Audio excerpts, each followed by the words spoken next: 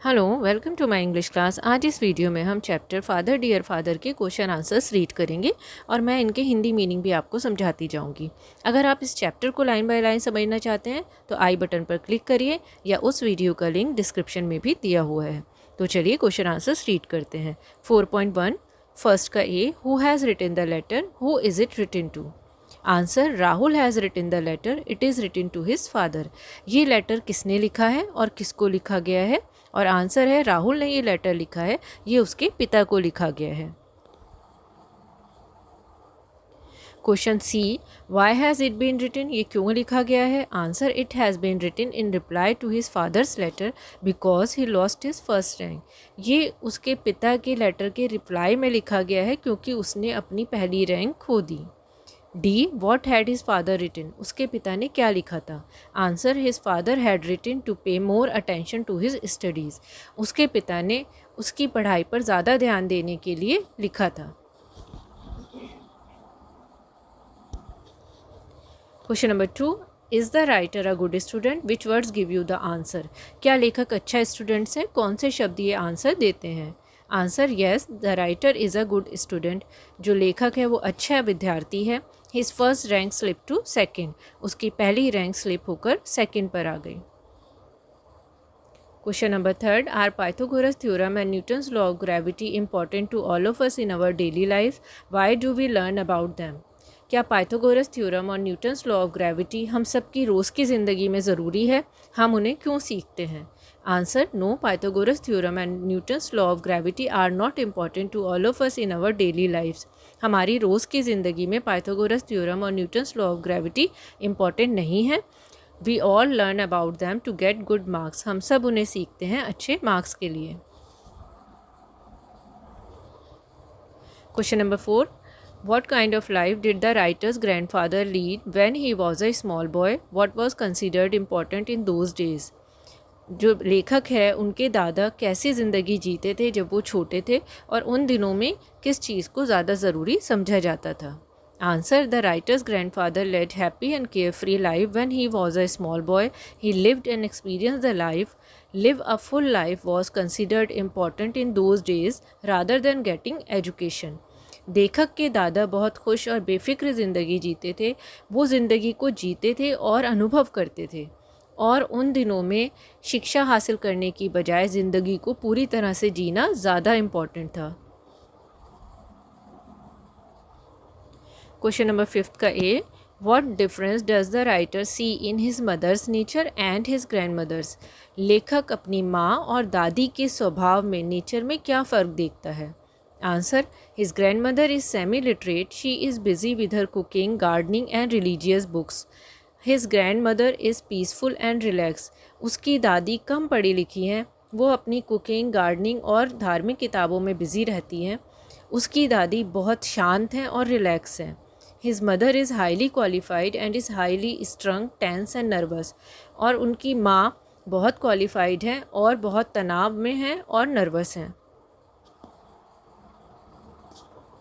Question B, what does he think is the reason for this. लेखक क्या सोचता है कि इसका क्या कारण है? Answer, his grandmother is semi literate yet she leads a peaceful life. उसकी दादी कम पढ़ी लिखी हैं लेकिन वो एक शांति की ज़िंदगी जीती हैं। His mother is highly educated and very tense and nervous.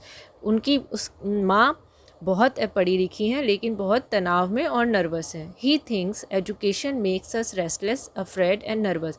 वो सोचता है कि शिक्षा हमें बेचैन, डरा हुआ और नर्वस बनाती है। In text question 4.2, first, what does the writer think is wrong with his education, what would he really like to learn about. लेखक क्या सोचता है कि क्या गलत है उसकी शिक्षा में और वो क्या सीखना चाहता है? Answer, the writer feels it is not practical, he would like to be able to use it in his daily life. लेखक सोचता है कि उसकी शिक्षा व्यवहारिक नहीं है, वो ऐसी शिक्षा चाहता है जिसको वो डेली लाइफ में यूज़ कर सके। Second, wisdom comes as a result of, अक्लमंदी आती है उसके परिणाम स्वरूप।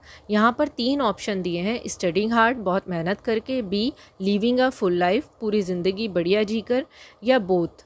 What does the writer think, लेखक क्या सोचता है? तो उसका आंसर होगा living a full life. Question number 3 A, by how many marks did he lose his first position, कितने मार्क्स से उसने अपनी पहली पोजीशन खो दी? Answer a quarter mark, 1/4 mark से।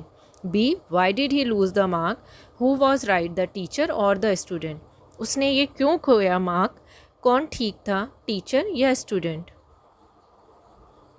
Answer, his answer was different from his teachers answer, उसका answer उसके टीचर के आंसर से अलग था। It was a matter of grammar, the student was right, ये ग्रामर का मामला था और स्टूडेंट ठीक था। अब हम ओवरऑल क्वेश्चंस करते हैं। फर्स्ट का A, what does the writer think is wrong with the method of evaluation of papers? B, is he right, लेखक जो है वो क्या सोचता है कि जो पेपर की चेकिंग होती है उसमें क्या गलत है और क्या वो सही है? Answer, the teacher decides what is correct, कि टीचर ही डिसाइड करती है कि क्या सही है। हाँ, वो सही है, येस ही इज़ राइट।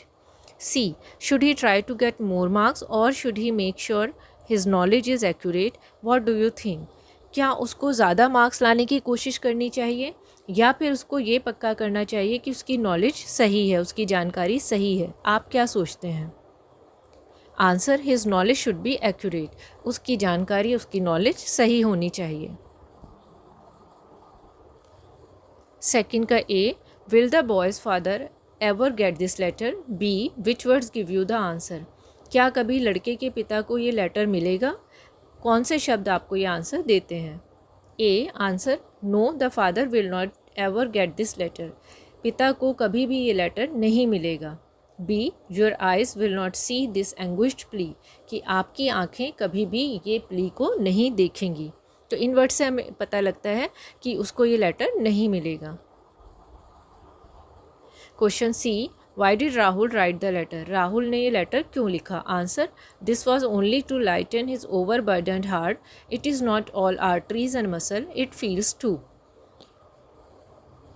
ये जो है लेटर उसने सिर्फ अपने दिल के बोझ को हल्का करने के लिए लिखा कि इसमें सिर्फ मांसपेशियां और आर्टरीज नहीं होती, ये महसूस भी करता है। Question number 3, what kind of letter did the father write to his son, कि फादर ने किस तरह का लेटर अपने बेटे को लिखा?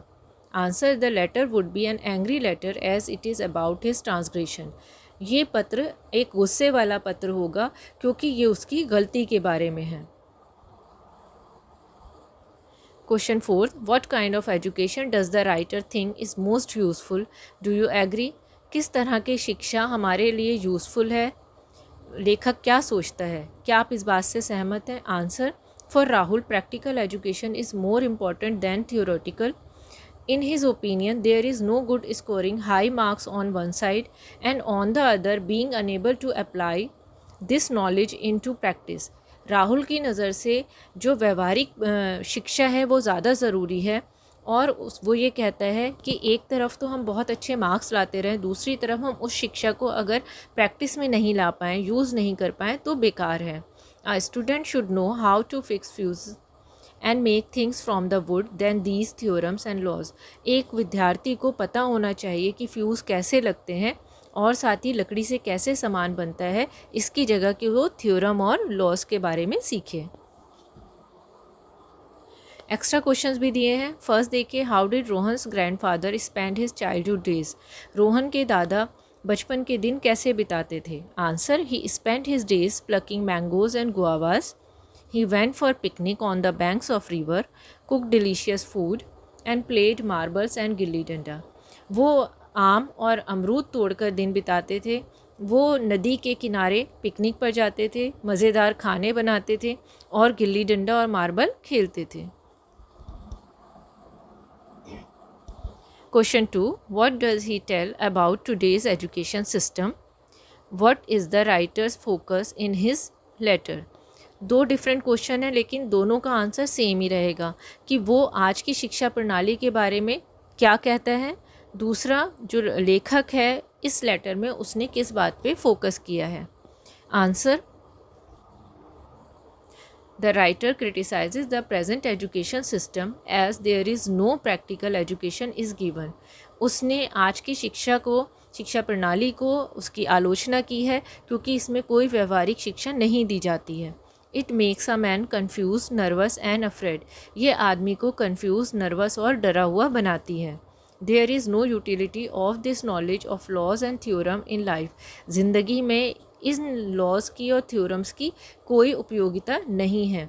We are missing out the essence of life. हम जिंदगी के सही मायने को, सही सार को खो रहे हैं। आई होप ये वीडियो आपके लिए यूज़फुल रहेगी। अगर आपको वीडियो पसंद आई हो तो लाइक ज़रूर करिए।